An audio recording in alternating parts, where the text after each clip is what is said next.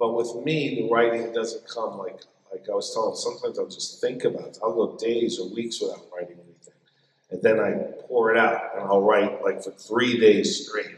Lock myself in a room. Like there was one script I think I did in 2 weeks. I just never left my apartment. It was on pizza and Chinese delivery food. I just never opened the window, didn't answer the phones. So it's a little different the way I do it. I almost have to isolate myself from people, places, and things to do it. But it could be I start at 10 at night and I go to 10 in the morning, and then I sleep during that day. I was telling you yesterday, I'm more of an emotional writer. Like I write when I feel it. I'm not. I was never a 9-to-5 work guy, as most people in the arts don't like 9-to-5 jobs. I was never that guy. So I'm not. I don't think in 9-to-5 terms. I can work anytime, any day. There are no weekends. I don't know what's a weekend. It's all the same. I could write on Saturday and Sunday. And you write at night too? No, I'll write at night, yeah. It's just whenever it comes to me to do it. So that's not a good lesson. It's just the way I Well, yeah. Well, I have 2 kids. There's 3. Yeah, that's completely different. So I have to be there for the kids, at least physically, because my wife always tells me your mind is somewhere else, and that's not good. But you're also on television, so you have deadlines, and you have, that's a different animal. It's totally different. And the weekends are always free and always for the family. Today they have an excursion because I would love to meet you. So I brought your kids. They're at the lake. But in terms of writing, when you sit down and start writing a story, do you have like a page count or something? Is it like you want to write at least like 10 pages or like for 5 hours or something? Or do you have any goals in mind when you sit down? No, it's weird. That's an interesting question. I never look at how many pages I'm writing until the end of one just beat and I'm going to stop. And I may have 2 pages, I may have a half page, I may have 10. I just do it. I don't think I have to have this many per day. I just like I said, some days I'll just keep going. And I have it in me. I don't stop. I just keep going. I'll stop. Maybe stop to eat or something, and then I want to get back in there. Because I have it in my head. But I don't look at page count. Some days are good page count days. Some days aren't. Now there have been times when I've had to hand something in by a certain day. So then that pressure starts getting on you at a certain point. But I still never think of page count. I just think of getting it done. So whatever I have to do, whatever comes to me that day. Because if I don't have it in my head or my brain, or sometimes I stop and think about it, or I go back a lot. So I'm not big on notes because, whenever people say they want to give me notes or they have notes, especially even people, more so for people that if you're writing for them, well then you should write it yourself, is what I say. If you know what to do, why am I writing it? You're asking me to write it, bring what I bring to it. I do my own notes. So there was a script I got hired on, and I feel I can speak this way in front of you guys. And they said, "Oh, we're going to hire there's a script reading company, and we're going to hire them to give notes, and then we're going to give you notes." I said, "What? You're going to hire? Where is it? It's in New Jersey." I go, "So wait, you're going to hire a script reader in New Jersey to give me notes on the script you're paying me all this money to write?" I said, "And you're going to give me notes?" I said, I got someone who does great notes. I said, what if I got you a 2-time Academy Award winner to read a script for you and give notes? That would be me. So, unless Steven Spielberg's giving me the notes, I did my own notes. I've rewritten the script. Oh, here it is. It's done. There's no notes. That's the script. They don't like that answer, but... And when you start writing, do you start from scratch? Do you do outlining, or are you working with index cards, or are you just doing a vomit draft at first? Or How do you? What's the process? With me, it's vomit draft is a good term. I think I mentioned this to people who were here yesterday. I'm kind of lazy in that way because the times when you think, oh, maybe I should do it this way. People say to do it. The first time I ever tried to do that, like write notes or scenes or index cards, I go, I can be writing the script. What am I doing with this? I'm just writing. So, like, to me, the time and effort. Now, when you're in TV, you have to map out the series. That's a different world. But for me, with my scripts, I just kind of do it in my head. And again, I'm writing it. So the notes that I would be putting on an index card or an outline, I'm just putting it in the script. And even if I don't have it fully thought out, it's in there. And then if I have another idea, I go in the script and I put it in there. And then maybe I start. So my index cards, in a sense, are in the script already. So I'm reading it and seeing it in front of me as the script, and then I just keep going. But usually I write free form or free flow. I just start writing. And then I see where I am. If I have a fully thought out script, the beginning, middle, and end, then I have the basics in my head where I want to go, so I got to figure that out. And that's where the torture comes into play. You got to make it all work. But that doesn't work for me. That doesn't mean it doesn't make sense to work for someone else. Someone else might want to organize.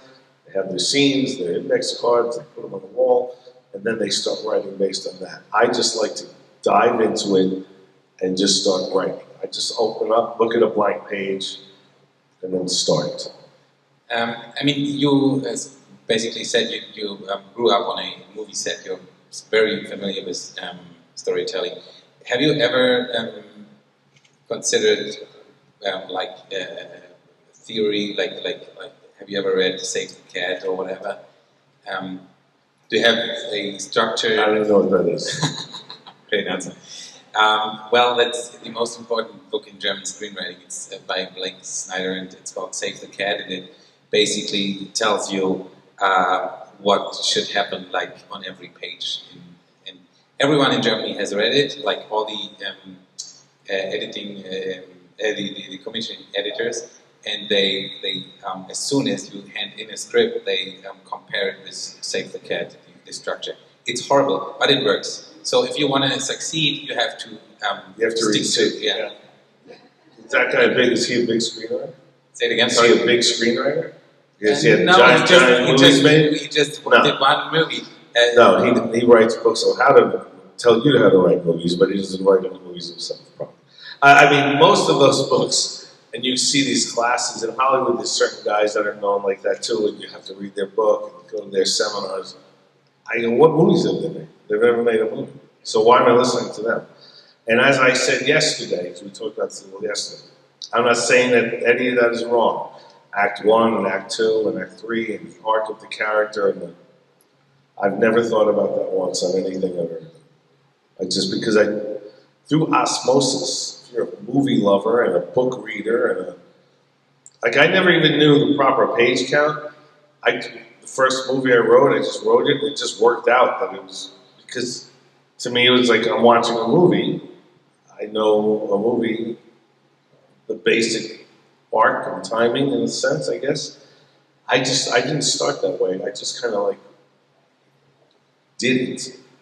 So I'm not saying you can't learn from those books. You can't learn from the structure, but then what you have is if everyone in the room is using that guy's book and saying, do this by page 10, do this by page 30, well then you're going to have 30 of the exact same script in a way. It's not going to... I don't know. I don't want to say don't do it because maybe I'm wrong. I just don't do it that way. I just through knowing movies and books and films at the beginning, the middle, and end, the character has to go through what he's going through, depending on the story you're telling. There has to be obstacles. But I'm saying, I'm articulating that now, but I just don't think of it. I just kind of write it. And I think, I think that's where, Green Book doesn't really fit that formula in theory. I mean, there's at the beginning beginning, there's an end, there's a change in my father's character, and that was true. Like I was telling him yesterday, I was a lot fortunate that way, but basically it's two guys in a car talking. If I did that in a film school or in a class, they would destroy. Like, when I first went out with that script, people said no one will ever make this. No one will ever watch it. It's terrible. It's terrible. I was told it was horrible. And I didn't change it, other than working with Pete and Brian, and we worked within the same thing, but it was basically the same thing. So you can't always go by the rules. Yeah. And you'll never do anything different if you just everyone's doing the same pattern. Very interesting, because when I rewatched Green Book 2 days ago, I thought this is refreshing because this is not done by the book. And I looked it up online, and there was a discussion on the Save the Cat page. And someone was, actually it was not a discussion, because someone was just asking the question, so how does this movie fit in this structure? And there was no answer, because it obviously did not fit in. And that's why I really loved the movie. I wrote a road movie myself just last year, and I always got the notes that were somehow referred to Save the Cat. So what's at stake? What is the wife doing at home? At the same, where's the B plot? Blah blah blah blah blah. And it was horrible, I have to say. So I think it was very refreshing to see, because when you stick to Save the Cat, the audience. I mean, the audience is not stupid. They know, they've learned a lot, and they know what will happen the very next moment. Because when you try to make so maybe it's time to kill the cat instead of save the cat. I don't know if I told this to you guys, or there was another. There was one script I wrote. I was writing it, and it was about this.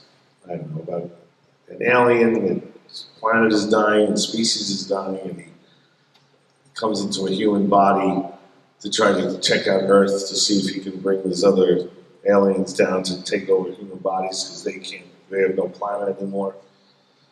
It's crazy. So from Green Book to that, but so the problem is they only pick someone that's about to die, so this way they're not taking over.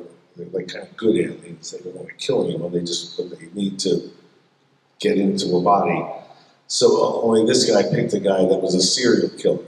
So when he got into the body, the guy's serial killer tendencies was still there in the physical body, but this guy is now trapped in this body. And so, crazy story. But the point was, the government kind of knows this is going on. They're trying to find them. And there's an agent, a female character that's an agent that finds the guy and is trying to help him, and she's going to be in the whole movie with him going along as they're being chased. There's one bad alien that says, well, no, let's just kill the humans and take over their bodies. If we have to kill everybody, we'll just take it over. We don't have to be nice to them. We got to get to them. So there's someone looking for him, and there's a whole bunch of stuff going on. So this female character, FBI, not FBI, like some government agency, is going to be with him the whole movie. I had her in like maybe 2 scenes, and there's a scene they're driving together, and they're being chased, and something has to happen. And I kind of got blocked, like to get to the next section. I was like, what do I do? I don't know, what should I do? And then I went, what if I just kill her right now? Just have them, they go in to get her something to drink, she gets back in the car, he just kills her. Like on page 15, instead of page 90, where she was supposed to be in my original plan. And I did that just to shake me up. Because that should not be happening. That shouldn't be happening as a writer. The whole plan was to have her in the whole movie. So I killed her, and he just killed her like it was nothing, because the serial killer in him killed her. And then he didn't know what to do. And then, so I'm like, oh, but what do I do now? So now I just painted myself in the corner. I don't have the person. And it made me figure out something else. So my thing is, you don't have to plan everything. You don't have to go by concepts. Now, if you're first writing and you want to try that, then again, it may not be bad. But I just don't write that way. I write by emotion, feeling. Because what if you're, all those things that you have to have in a movie? What if you're writing, this gentleman here wrote a script that just by accident, I ran into him yesterday. I'd never met him, and they sent me a script like right before COVID, and it was good, and we were talking about maybe me directing it and us getting an actor for it. And it's like one guy on a planet. His ship crashes and he's on a planet by himself. So it was a great script, but there's no one chasing him with it. Like all the other things you need, like if that would happen to this character, it's different because it's a different story. So you can't go by the rule all the time because your story may be different. Well, what if you have someone that doesn't have a conflict? There is no bad guy. What if you're writing a romantic comedy? There's, obviously two people falling in love is usually the same basic story, but there's different stories to be told, and you have to tell them in different ways. So you can't always follow the rules, is what I'm saying.